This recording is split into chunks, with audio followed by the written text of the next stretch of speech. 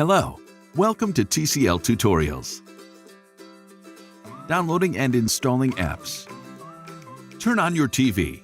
Press Power button. Press Home button. You will see Main Android menu.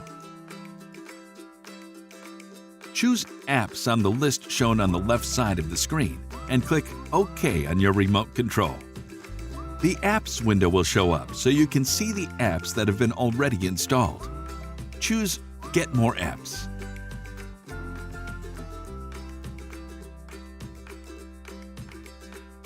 Now you are in Apps panel. Click Right Navigation button to get to the app's overview.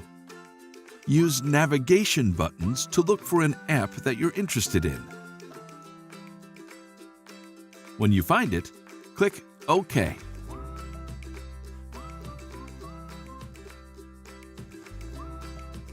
After you click Install, the app will install automatically. Click Open to use it. Done. Uninstalling apps. Choose Apps on the list shown on the left side of the screen and click OK on your remote control. Find the app you want to uninstall. Click OK for a while and the list will show up. Choose Uninstall and click it. Android will ask you if you want to uninstall the app. Choose OK. The app is now uninstalled. Done.